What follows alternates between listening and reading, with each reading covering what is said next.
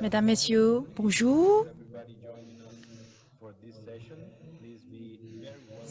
Merci d'être venus pour nous joindre au 5e forum de l'UNESCO sur l'éducation transformatrice pour le développement durable, la citoyenneté mondiale, la santé et le bien-être. Je vous souhaite la bienvenue, la plus chaleureuse. Dans cette séance, nous allons traiter le rôle joué par les enseignants dans l'éducation transformatrice. Nous allons également traiter le soutien de la part des enseignants et le soutien de la communauté locale pour l'éducation transformatrice. Je suis Carlos et je suis modérateur de cette séance. C'est vraiment un grand honneur de présider cette séance. Ensuite, aujourd'hui, nous avons 12 intervenants qui sont présents aujourd'hui dans cette séance. Nous allons tout d'abord écouter les deux présentations de nos deux intervenants sur le soutien de l'école et de la communauté. Et il y aura la séance de discussion après avoir suivi les deux présentations. J'invite tout d'abord Dr. James Williams. Il est professeur, École d'éducation et de développement humain à l'Université George Washington aux États-Unis. Et il était ancien directeur du programme de l'éducation internationale. Et il était également chair de l'UNESCO concernant l'éducation internationale. Mais malheureusement, M. Carlos de El Salvador ne sera pas présent aujourd'hui. Et notre deuxième intervenant, c'est M. Kitty Oyachu. Il est directeur du département de la coopération en matière d'éducation du Centre culturel Asie-Pacifique pour l'UNESCO. Messieurs, bienvenue, Monsieur James et Monsieur Kitty. Donc, pour la présentation de nos intervenants, comme vous le savez très bien, après le Covid-19, mais même avant le Covid-19, vous avez déjà ressenti l'importance du rôle joué par les enseignants dans la qualité de l'éducation. Le rôle des enseignants est pourquoi important? C'est parce que l'éducation doit être inclusive et égalitaire. En raison de Covid-19, ce qu'on a observé, c'est que les enseignants ont joué un rôle vraiment primordial pour surmonter la crise, cette pandémie de Covid-19, pour la continuation de fourniture de l'éducation en relation avec la communauté locale. C'est un rôle joué par les enseignants tous les jours concernant la réponse au Covid-19, la participation des enseignants, la solution présentée par les enseignants et l'innovation que les enseignants apportent à la classe physique et également à la classe virtuelle, à la communauté locale était vraiment impressionnant et primordial. Donc, cela montre bien que le rôle des enseignants est vraiment important dans la réponse de Covid-19. Donc, pour le déroulement de différents programmes, la participation des enseignants est vraiment un élément essentiel.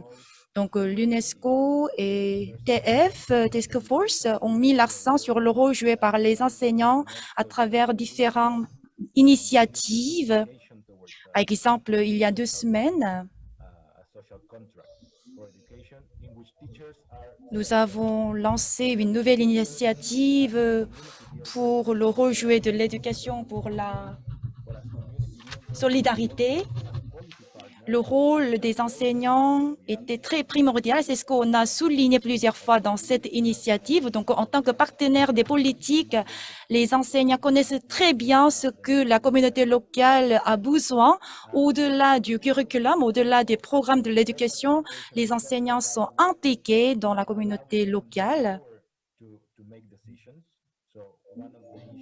Et les enseignants participent de plus en plus à la prise de décision politique.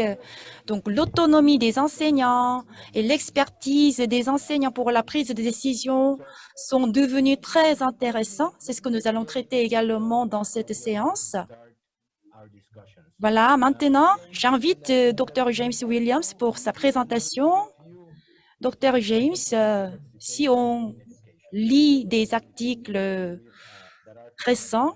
La participation des enseignants dans la communauté locale, vous avez mentionné plusieurs choses dans cet article. Je pense que c'était un article très intéressant. Alors, la participation à l'éducation, cela signifie quoi? Veuillez nous expliquer concernant ce sujet. Et dans l'éducation, la participation de la communauté locale est à tel point important. Veuillez nous expliquer. Merci. Merci beaucoup, Monsieur le modérateur, Mesdames et Messieurs l'organisateur, de m'avoir accordé cette occasion précieuse pour représenter donc mon exposé. Et Monsieur Kallos, je vous remercie de m'avoir présenté. La participation locale est un concept très important et que est un concept très fréquemment utilisé dans l'éducation. Ce que ça veut dire, en fait, il faut être quand même prudent pour définir. Premièrement, bon, j'ai mis l'horloge, en fait, pour gérer le temps, pour ne pas dépasser le temps qui m'a été accordé. Ce qui est important, c'est que la communauté doit fonctionner avec des étapes positives entre les enseignants et la société et les élèves afin de pouvoir réaliser une bonne éducation. Donc, définir une relation correcte et fiable est un travail important. Et soutenir les enseignants et les élèves est bien sûr important, qui est autant important après le COVID-19 et que la communauté locale est aujourd'hui bien consciente de ça. Il y a plusieurs types différentes relations positives entre les communautés, l'école, les élèves.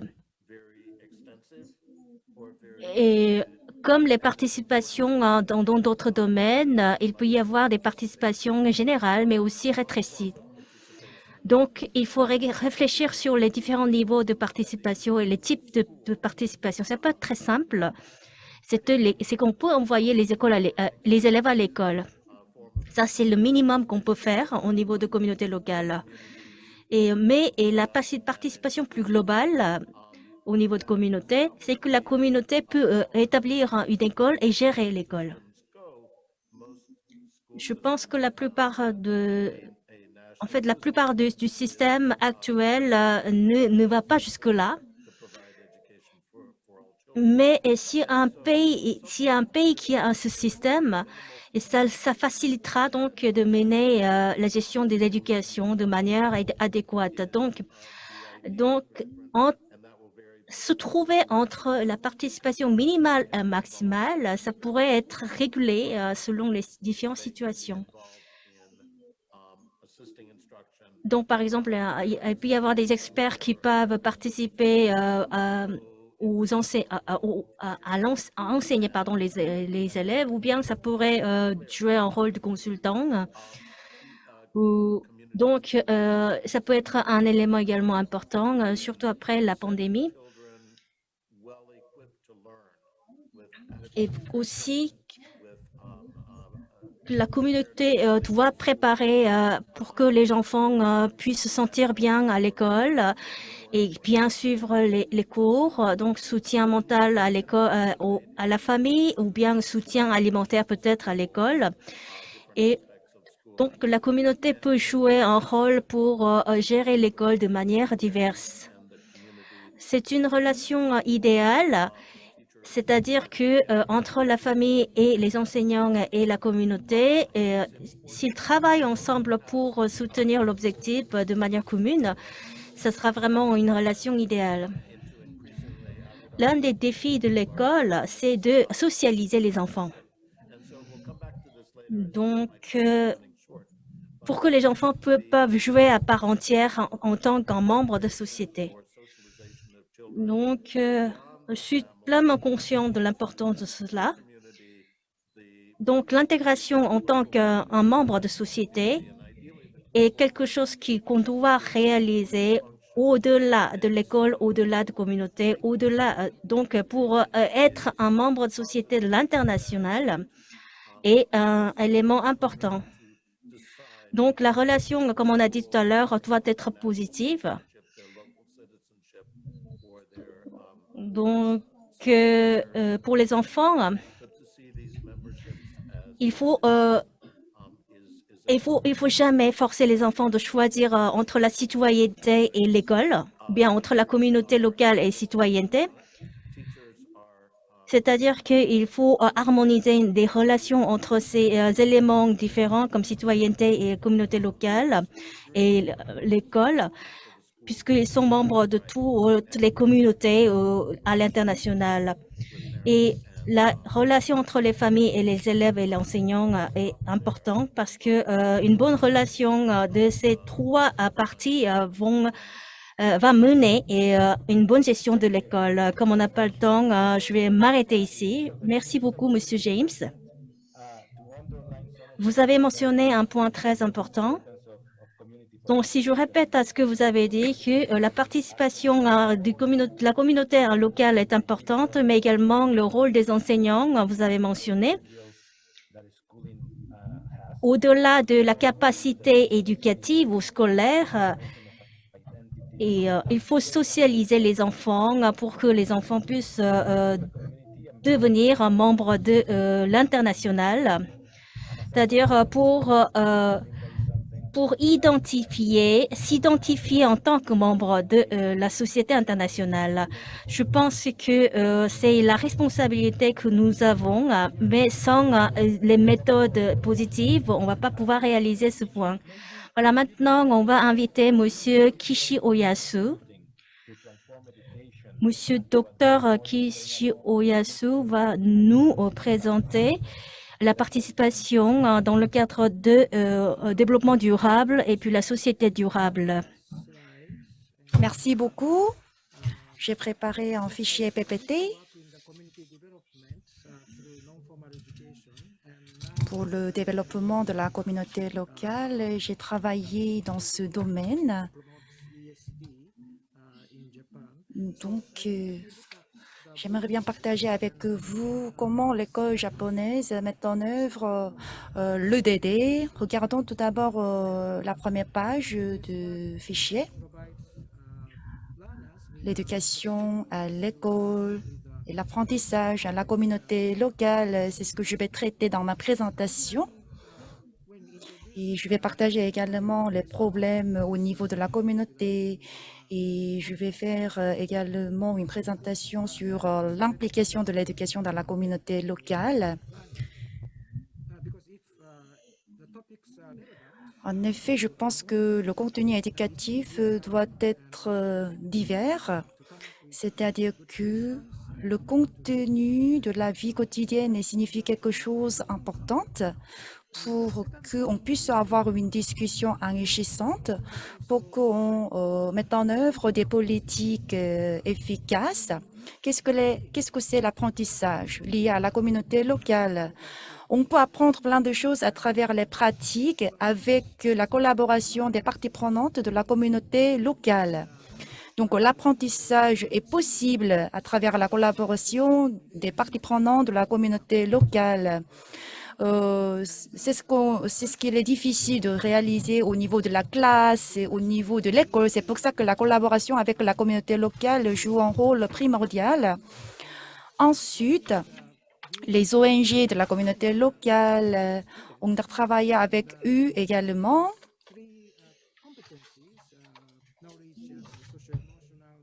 Pour trouver une sorte de l'équilibre. À travers cela, les élèves peuvent acquérir les connaissances et développer les compétences socio-émotionnelles et comportementales. Ça permettra de développer les compétences métacognitives. Donc, on travaille main dans la main avec les voisins de la communauté locale. Regardons les photos sur le slide, s'il vous plaît. C'est un exemple de la ville de Kesennuma qui se trouve au nord du Japon. Il y a 10 ans, il y avait un séisme et tsunami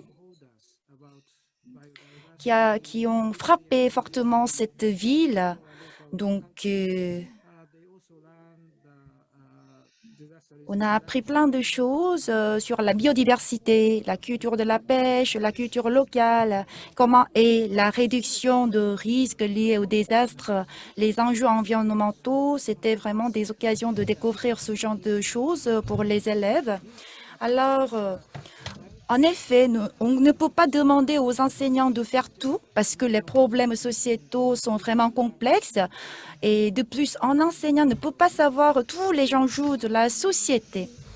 C'est pour ça que le rôle des parties prenantes de la communauté locale est vraiment important. On doit collaborer avec eux.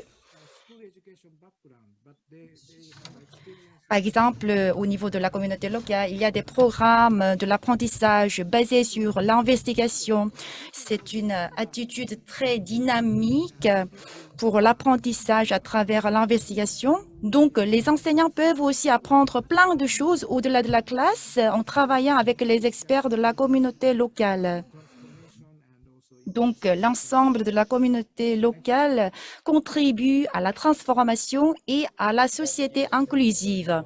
Merci beaucoup. Merci, docteur Oyasu. Merci de votre présentation. Donc, vous avez mentionné dans votre présentation ce qu'on a envie de souligner. En effet, on a suffisamment de temps. Je vais faire plutôt un résumé de votre présentation. Donc, vous avez dit que l'apprentissage par les actions est un mot-clé important dans notre forum. Par exemple, la biodiversité. Si les élèves ne sont pas exposés à la biodiversité, pour eux, ce serait difficile de les apprendre. On peut les apprendre à travers la participation à la communauté locale, c'est-à-dire qu'au-delà de l'école, au-delà de la classe, on peut apprendre ce genre de choses avec la communauté locale. Mais il peut y avoir bien sûr des difficultés pour apprendre ce genre de choses en collaboration avec la communauté locale. Alors, Monsieur James, donc en termes de participation à la communauté locale, quel est le défi clé? Et puis,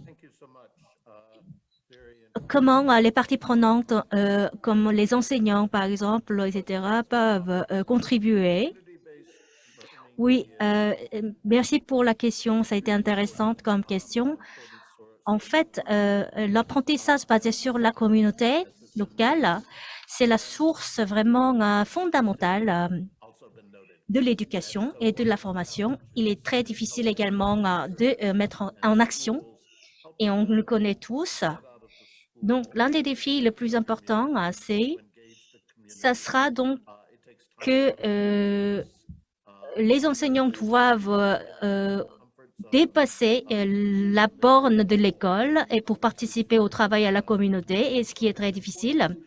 C'est-à-dire les enseignants doivent, on va dire, se sortir de ce cadre éducatif qui est l'école pour participer réellement à l'enseignement global.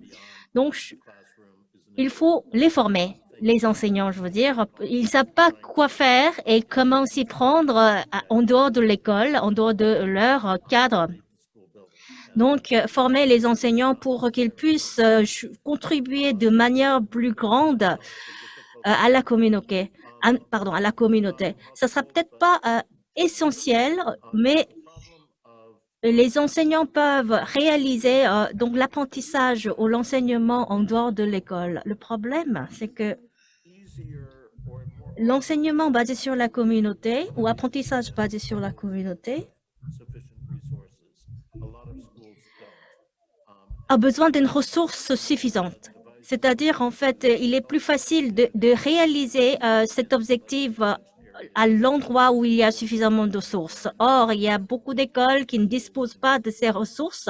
Il est important de nous de soutenir ces communautés locales en faisant la coopération avec d'autres régions, par exemple, ou d'autres entités pour fournir suffisamment de sources pour ces écoles démunies.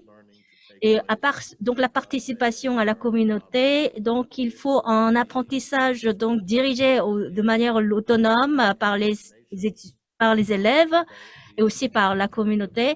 Mais si l'école est dirigée à travers uniquement les examens, nous pouvons dire que la question est très sérieuse. Donc la participation au niveau de la communauté locale pourrait être donc un ou deux types. En tout cas, l'important, c'est de faire la coopération étroite entre l'école et la communauté. Et on pourrait également opter pour une forme, par exemple, que de travailler avec les écoles qui sont décentralisées, c'est-à-dire il y a certains pays qui négligent les écoles qui se trouvent dans certaines régions. Donc,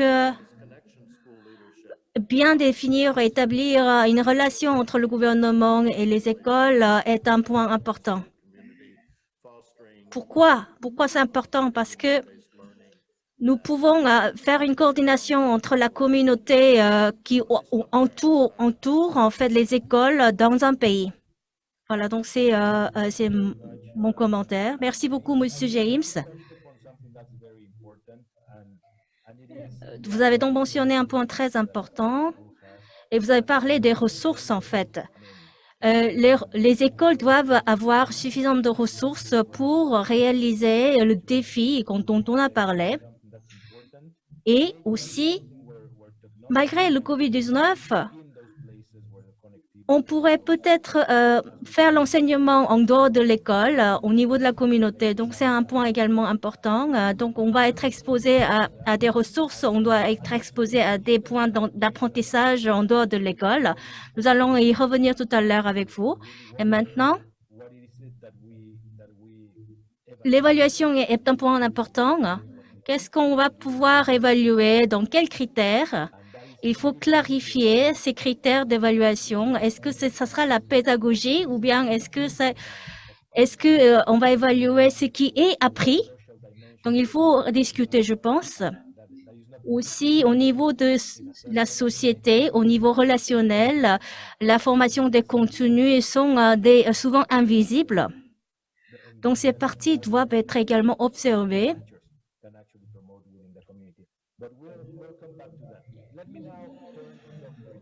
Voilà, c'est ce que nous allons discuter tout à l'heure dans notre séance. Donc, je vais poser une autre question à Dr Oyasu.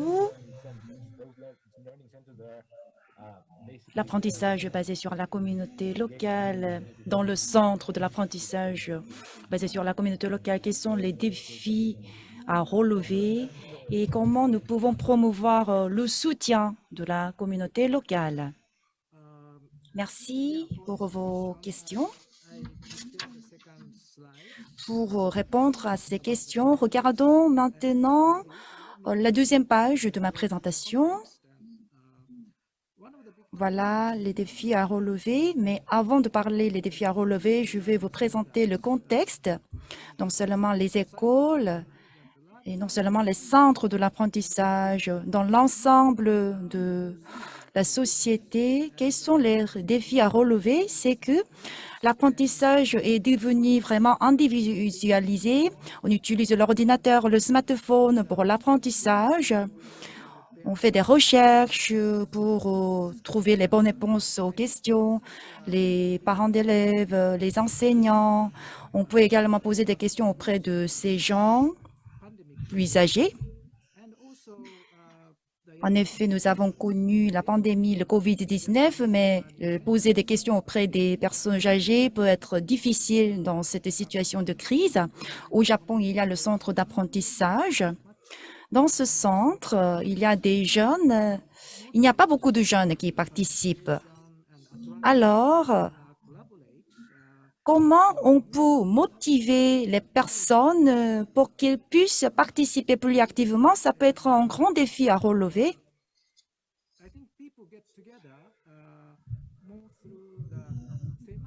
À mon avis, pour motiver les gens afin de participer plus activement, peut-être il doit avoir un sujet intéressant pour que les gens puissent se réunir au sein de ce sujet, par exemple au sein des ONG.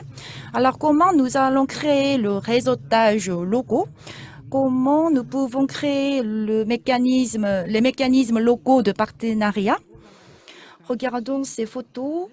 Voilà, c'est une approche proposée par la ville de Okayama. C'est ce qu'on a pris au niveau de la communauté locale. Il y a les universités, les écoles, les associations, les organisations non-profit, les entreprises. Nous avons motivé leur participation. Donc, on a commencé à partir de 48 et on a dépassé 100 membres qui participent.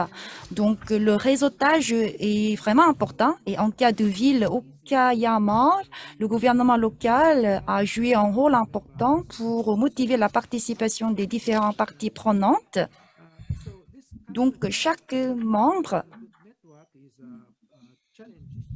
Donc, c'était l'intention de la ville de Okayama pour motiver les différentes parties prenantes. C'est un défi à relever.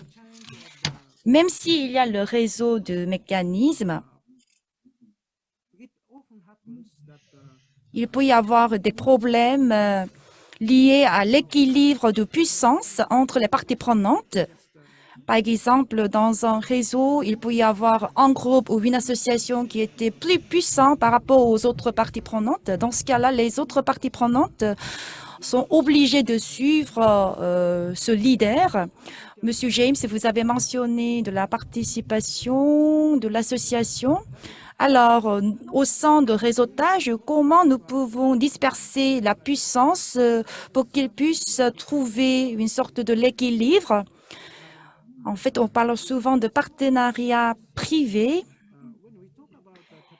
Je pense qu'au sein de partenariats privés, il peut y avoir des déséquilibres de puissance. Lorsqu'on parle de renforcement des capacités,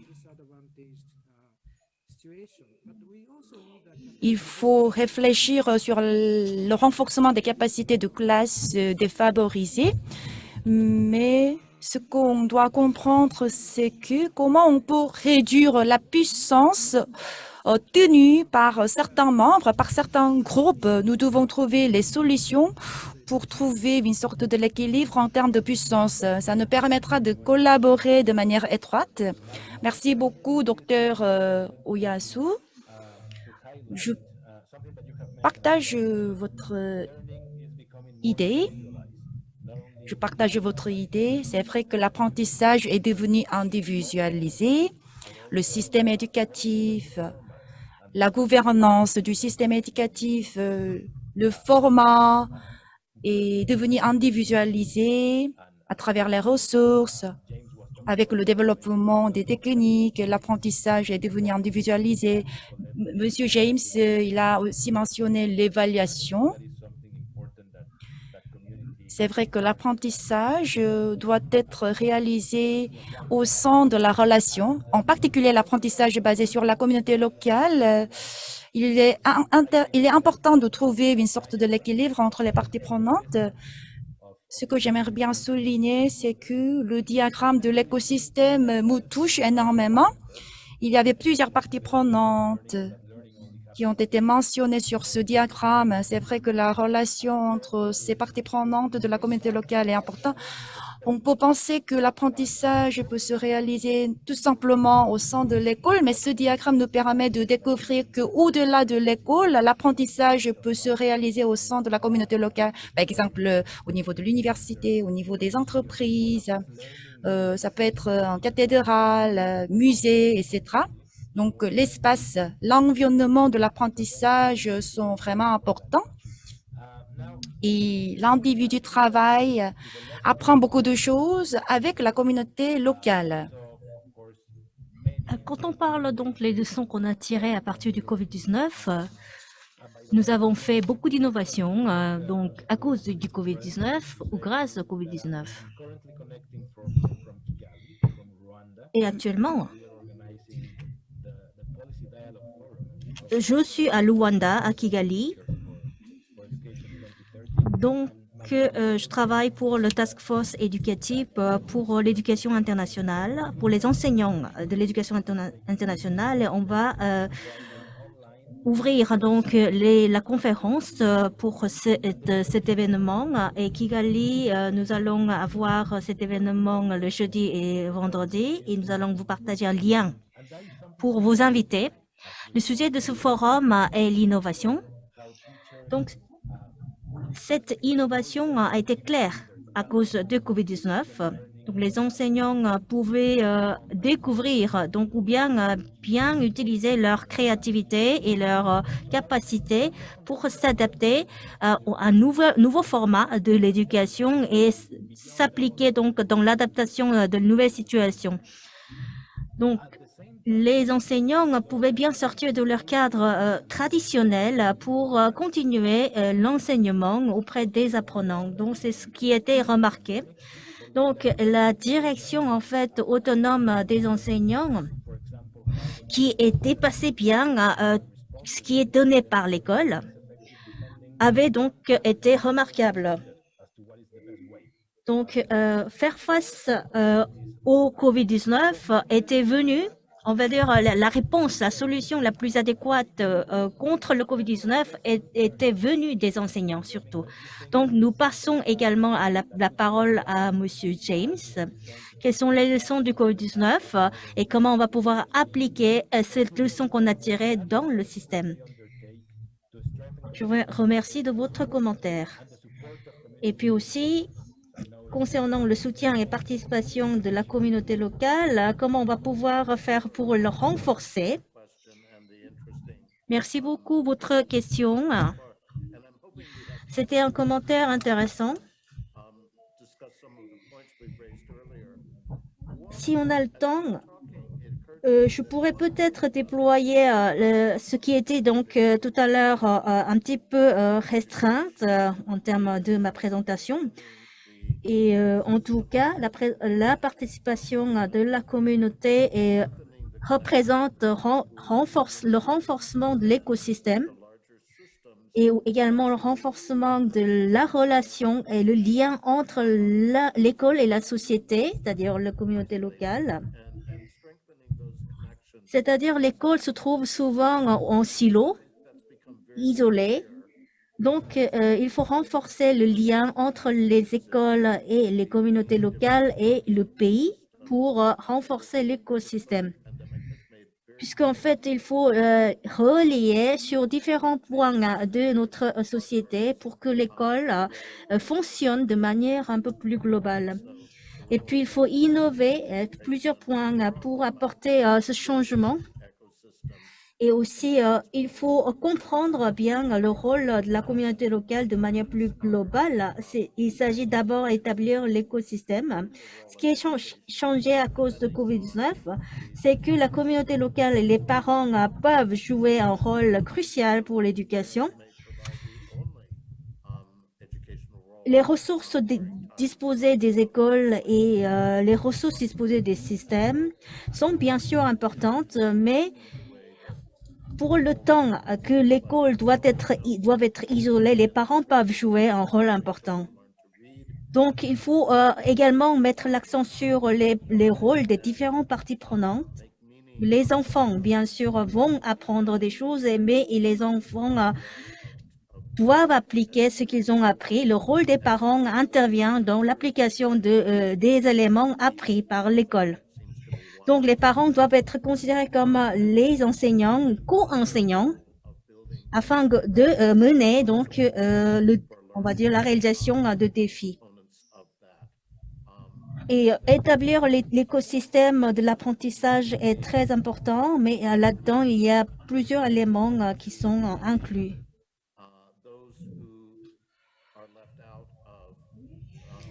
Et aussi, il faut regarder, il faut observer et porter attention sur les gens qui sont exclus.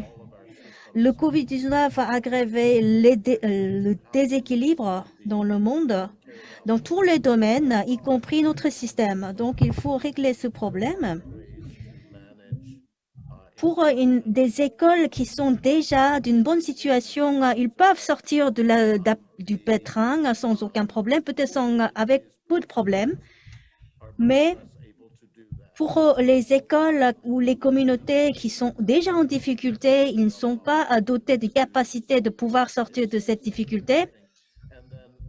Et donc, soutenir ou aider ces entités est un élément important.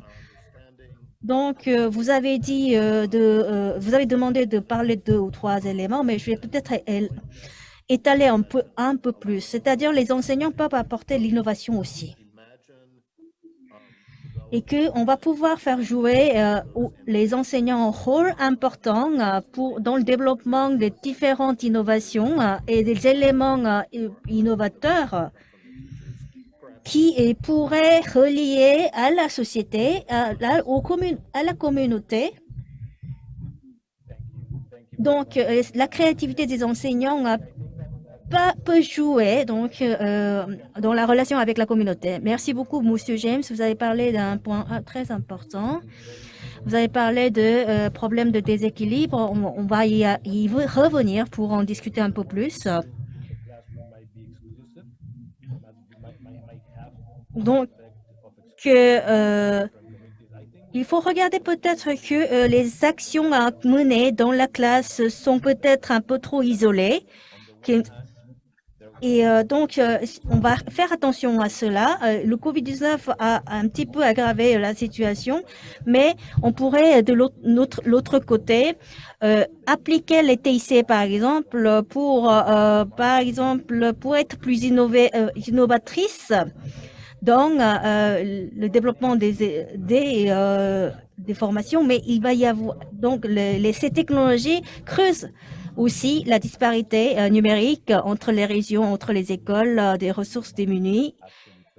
Et aussi, il faut parler des contenus, puisque le cadre est important, mais les contenus, tu vois, peuvent être victimes d'un préjugé, par exemple, social. Donc, il faut bien faire attention au contenu aussi. Docteur Oyasu, j'aimerais bien vous poser une autre question.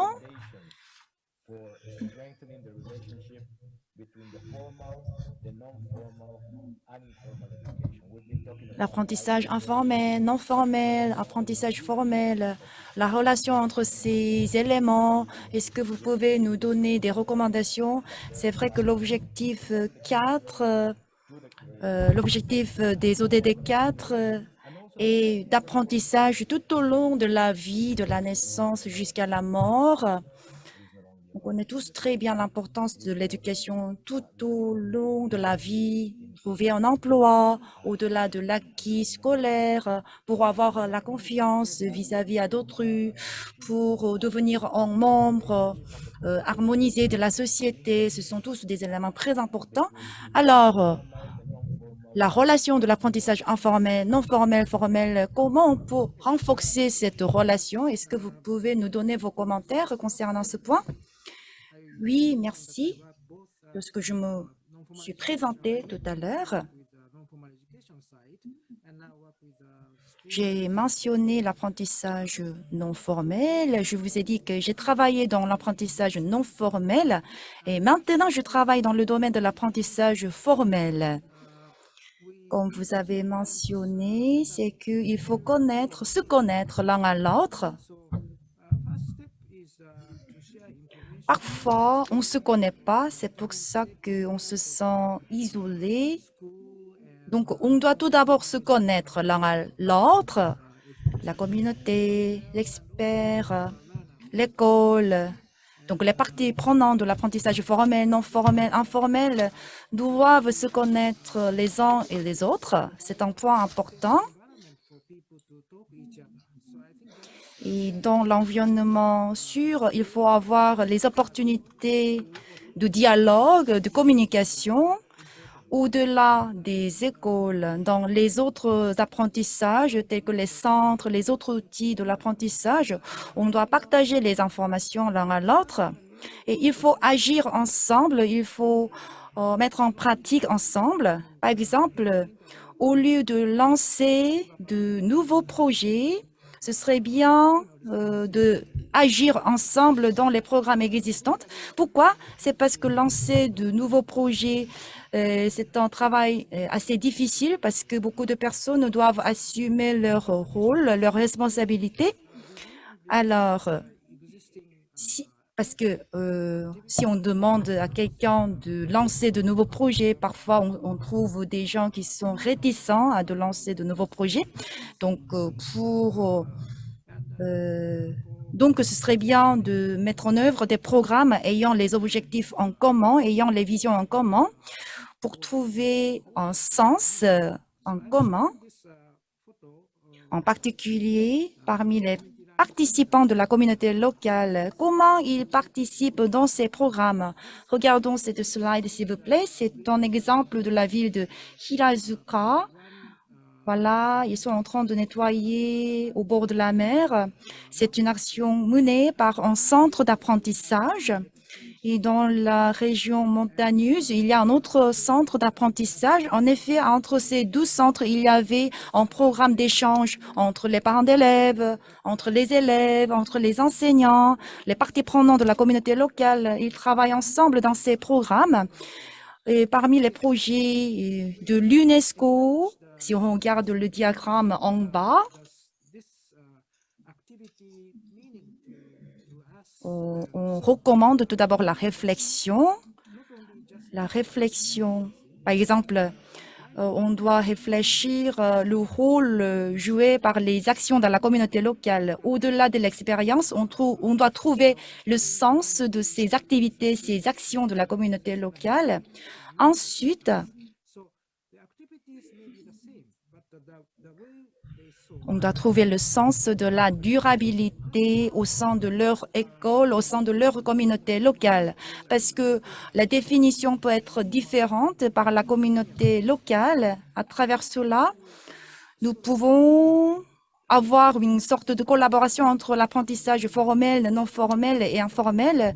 Ce que j'aimerais bien souligner, c'est que les enseignants sont aussi des membres de la communauté. Donc, les enseignants enseignent au sein de la classe, mais ils sont également membres de la communauté, c'est-à-dire que les enseignants peuvent aussi être apprenants, parce que, monsieur modérateur, vous avez mentionné de l'apprentissage de tout au long de la vie. Toutes les personnes doivent avoir les opportunités de suivre l'éducation. Donc, le partage est également un élément vraiment important. Le partage des expériences personnelles est un élément très important. C'est-à-dire que tout le monde peut devenir un modèle exemplaire à suivre. C'est pas la peine de trouver un modèle exemplaire idéal parce qu'à travers les échecs, nous pouvons même devenir un modèle exemplaire parce que les autres personnes peuvent tirer également des leçons à travers de nos échecs.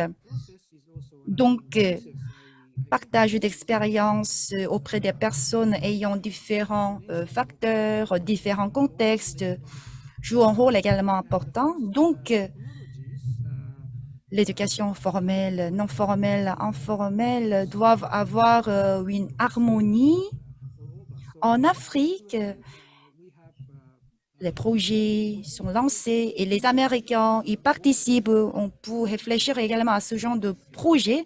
Ça nous permet de sortir de la barrière. Ça nous permet de partager nos expériences l'un à l'autre. Merci beaucoup.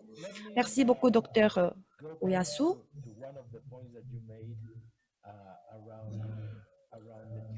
J'aimerais bien mentionner une chose parmi vos commentaires. L'éducation pour le développement durable, l'éducation à la citoyenneté mondiale, la pensée, l'éducation à la pensée critique, c'est ce que vous avez mentionné tout à l'heure, mais ces éléments ne sont pas inclus dans le programme d'études, le programme scolaire, n'est-ce pas? C'est vrai que le changement climatique peut être inclus dans la biologie, mais normalement, les habitudes dans la vie quotidienne et les problèmes environnementaux ne peuvent pas être ne sont pas inclus peut-être dans le programme scolaire. Donc, la participation de la communauté locale n'est pas non plus inclue dans le curriculum scolaire.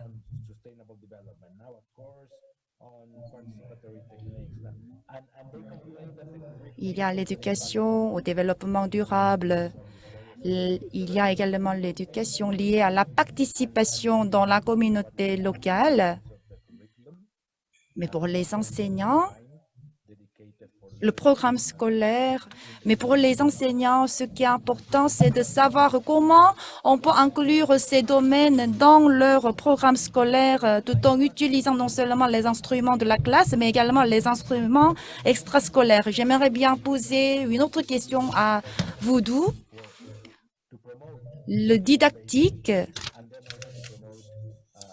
pour motiver la participation dans la communauté locale et pour l'éducation au développement durable, nous pouvons opter quelle sorte de didactique? Merci pour votre question, monsieur.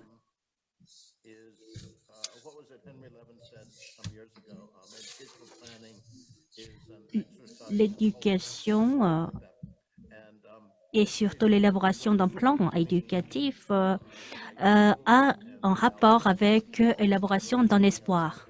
C'est quelqu'un qui a dit ça. C'est-à-dire l'éducation est entre la réalité et l'idéal. Donc il faut rendre l'idéal au maximum la réalité. Donc quelle sera la pédagogie de l'enseignement, la didactique qui pourra maximiser la créativité des enseignants? C'est ce que vous voulez, on va dire, poser comme question, je pense. Il y a un groupe auquel je participe. Donc, notre groupe se focalise sur un point. Il s'agit des communautés qui sont démunies, ou bien qui sont des écoles démunies. Mais l'une des ressources qui disposent tout de même, ce sont des manuels scolaires. Afin de développer donc la qualité d'éducation, il faut commencer par les manuels.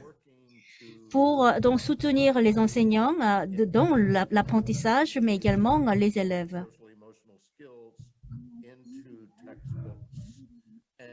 Donc, on essaie, par exemple, sur les tentatives de mettre les éléments, ces capacités dans les manuels et former ainsi les enseignants sur ça. Si, par exemple, les manuels disposent des contenus de mathématiques et sciences, où la société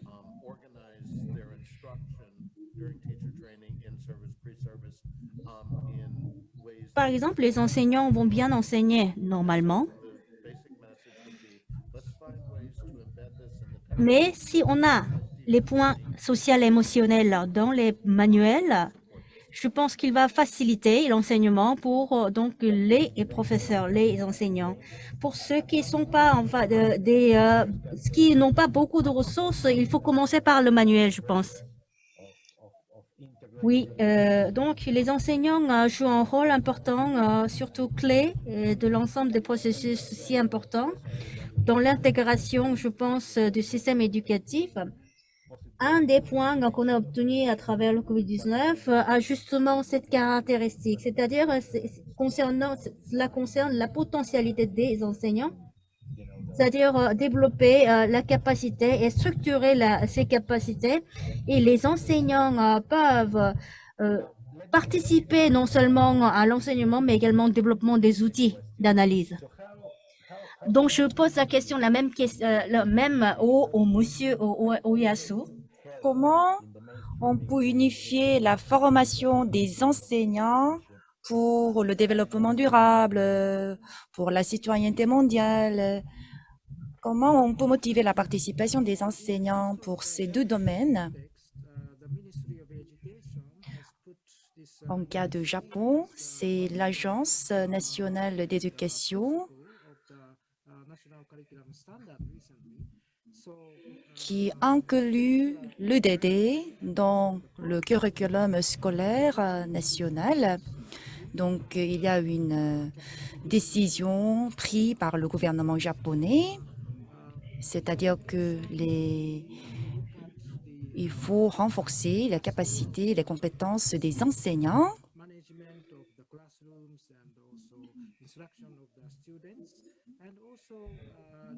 Les enseignants gèrent la classe et les enseignants doivent bien gérer la classe et également les élèves. Au sein de l'école, il faut créer la coordination, la collaboration, la coopération avec d'autres écoles et avec la communauté locale. La connexion avec la communauté locale est cruciale. Mais ce genre de choses n'est pas inclus dans le curriculum de la formation des enseignants. Donc, pour former les enseignants, je pense qu'il faut inclure cet élément, non seulement pour le curriculum, mais également pour la formation des enseignants. Ça nous permettra de résoudre les problèmes liés à la disparité, mais il y a aussi également de bonnes nouvelles au niveau de l'école. Il y a le programme basé sur la formation basée sur l'école et c'est très apprécié au sein de la société japonaise.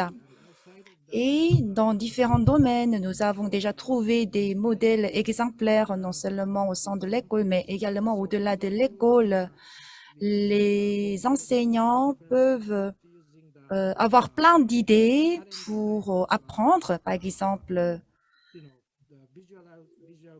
la méthodologie de faire l'intégration de différentes disciplines et utilisation des manuels visualisés, l'intégration des curriculums, etc. Donc, c'est ce qu'on peut trouver dans un diagramme. Quelles sont les actions à réaliser? Quelles sont les actions à prendre? Ce genre de formation est essentiel dans le système éducatif et ça doit être adopté par l'école, par le système éducatif. Donc, c'est pour ça que je pense qu'on doit mettre en œuvre des mesures politiques nationales dans ce sens. Merci beaucoup, Dr Oyasu. Voilà, il nous reste encore quelques minutes dans notre séance. Alors, si vous avez des questions, veuillez laisser vos questions sur le chat. Moi, personnellement, j'ai également des questions. Voilà, suite à nos dialogues, nous avons mentionné que l'apprentissage réciproque l'un à l'autre est vraiment important. C'est-à-dire que l'apprentissage des enseignants, l'apprentissage par les disciplines, au-delà de l'apprentissage basé sur la discipline, on doit mettre l'accent sur la participation, c'est-à-dire que les enseignants peuvent aussi apprendre à travers la participation, notamment au sein de la communauté locale, avec la collaboration de la communauté locale, c'est ce qu'on a remarqué. Les enseignants enseignent dans la classe, ils ont besoin des documents, des papiers. Ils peuvent partager les informations à travers ces documents et les autres enseignants peuvent aussi apprendre des bonnes pratiques à travers des autres enseignants. C'est vrai que ce n'est pas une tâche facile à réaliser. Partage des documents, partage des visions sont des tâches difficiles à réaliser. Par exemple, un enseignant ayant le retrait et avec sa retraite, parfois, il y a la perte des documents, ses ressources pédagogiques. Par exemple, dans la communauté locale, s'il y a un enseignant qui est mort, c'est vraiment dommage de perdre également ses patrimoines éducatifs avec sa mort. Donc, parce que on peut apprendre plein de choses à travers de bonnes pratiques au sein de systèmes, au sein de l'école ou à travers le programme de la pédagogie des enseignants. Voilà. Alors, est-ce qu'il peut y avoir une sorte de l'échange entre les enseignants? Comment on peut motiver l'échange entre les enseignants? Comment on peut avoir un environnement favorable pour le partage des ressources pédagogiques? Est-ce qu'il y a quelqu'un qui veut prendre la parole en premier?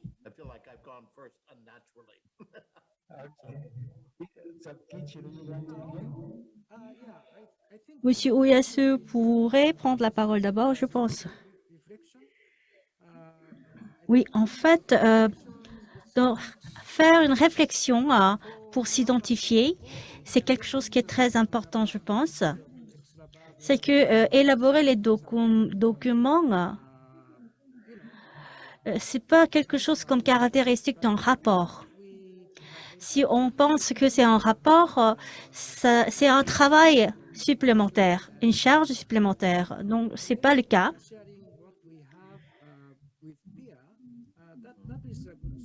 Donc, le partage entre les enseignants est un bon point pour commencer. Et aussi,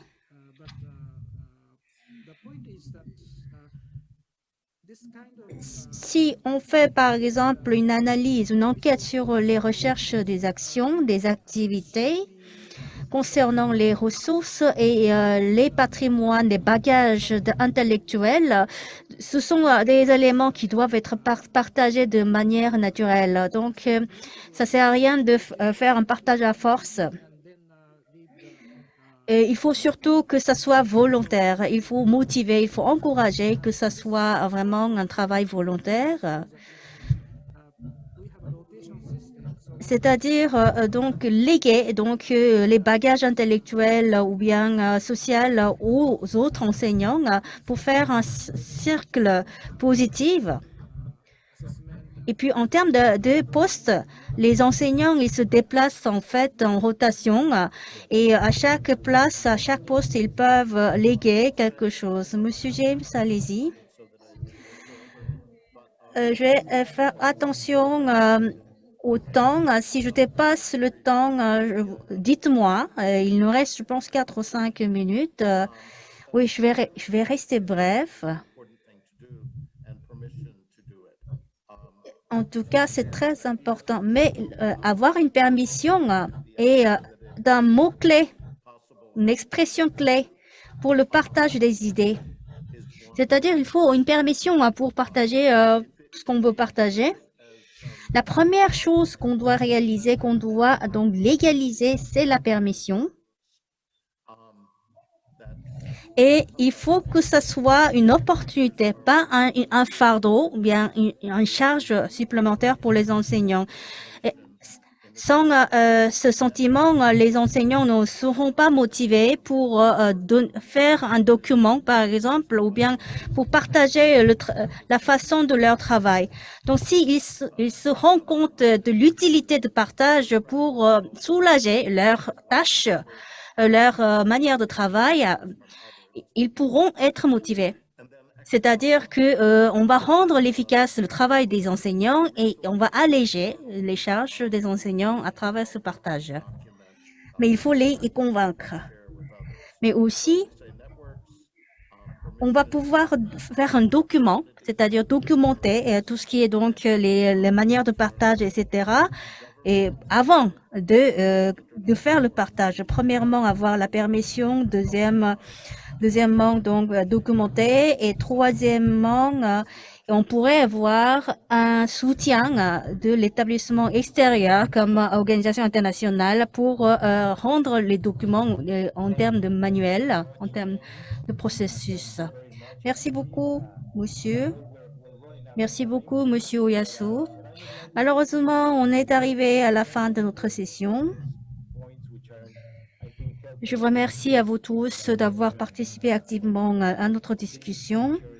À travers notre discussion, on s'est rendu compte que les enseignants sont les acteurs clés de notre travail.